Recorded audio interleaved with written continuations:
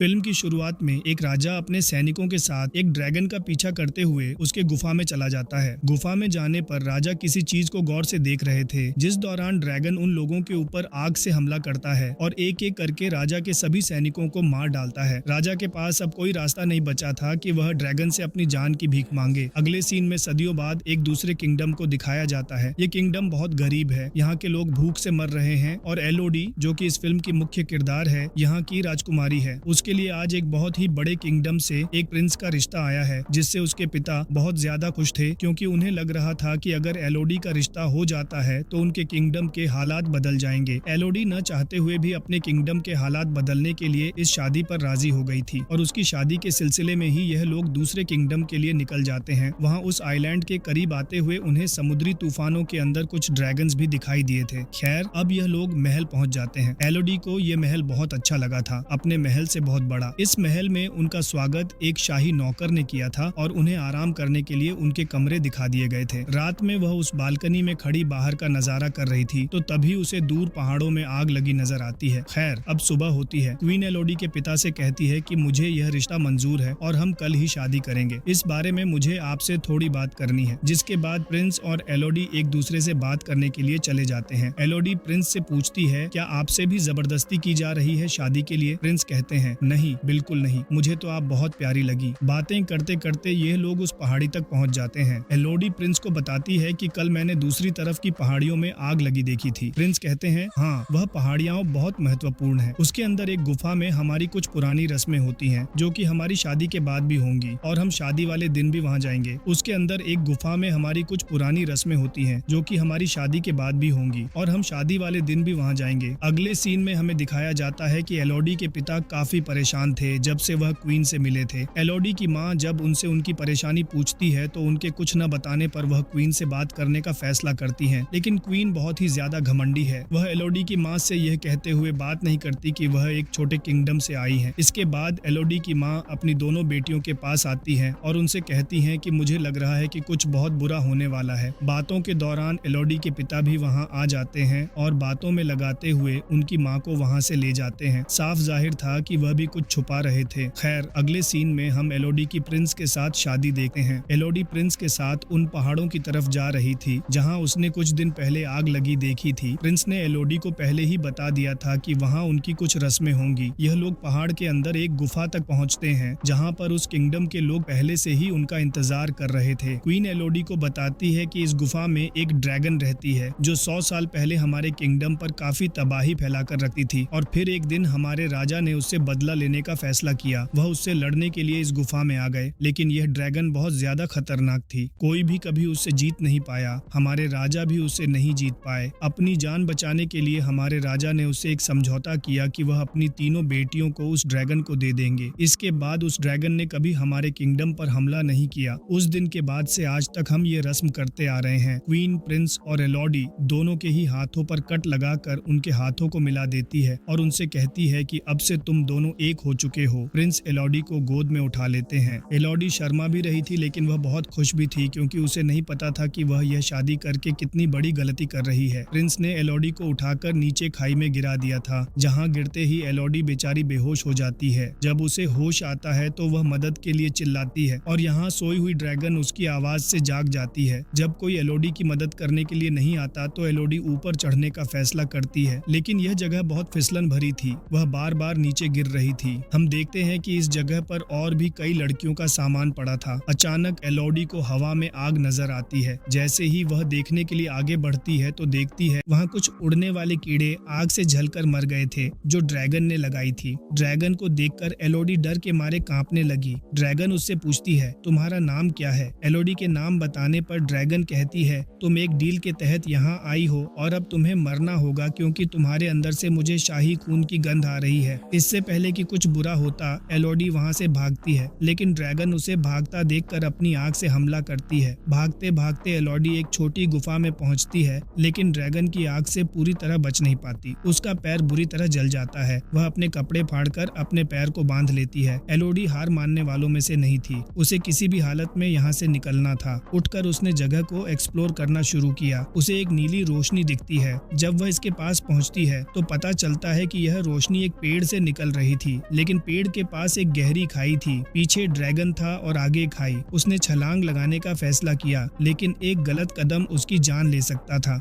जैसे तैसे वह खाई पार करती है और उस पेड़ तक पहुंचती है। वहां छोटे छोटे चमकने वाले कीड़े थे। वह अपने कपड़े से एक पोटली बनाकर कई कीड़ों को उसमें भर लेती है। आगे बढ़ते हुए उसे एक छोटे से पानी के झरने का पता चलता है। जैसे ही वह पानी पीने के लिए झुकती है, ड्रैगन फिर से वहां आ धमकता है। ड्रैगन की आग से बचने के लिए एलोडी फिर से भागती है और एक और गुफा में छिप जाती है। इस गुफा में दीवारों पर कई लड़कियों के नाम लिखे हुए थे। ये देखकर एलोडी समझ गई कि यहाँ कई लड़कियों को बलिदान किया गया होगा। वह थककर सो जाती है। जब वह जागती है तो देखती है कि उसके जख्म पर कीड़े बैठे हुए थे। डर के मारे जब वह उन्हें हटाती है तो पाती है कि उसके जख्म ठीक हो चुके हैं। वह इन कीड़ों को अपने साथ लेकर चल देती है। उसे एक छोटे पत्थर पर बाहर निकलने का नक्शा दिखाई देता है। नक्शे का पालन करते हुए वह बाहर निकलने की कोशिश करती है। रास्ते में नुकीले पत्थर थे जो उसकी जान ले सकते थे, लेकिन उसने हिम्मत नहीं हारी और जैसे तैसे बाहर निकल आई। बाहर निकलते ही उसने देखा कि वह एक पहाड़ की चोटी पर है। नीचे उतरने का कोई रास्ता नहीं था। उसे रोना आ रहा था। तभी उसे घोड़ों की आवाजें सुनाई देती हैं। इसी बीच ड्रैगन फिर से वहां आ जाती है। ड्रैगन उसे फिर से धमकी देती है, कितना भागोगी, यहाँ से कोई कभी बचकर नहीं गया। तभी नीचे से एलोडी को उसके पिता की आवाज सुनाई देती है। ये सुनते ही ड्रैगन भी नीचे जाती है। एलोडी भी अपने पिता के पास जाने के लिए नीचे उतरती है।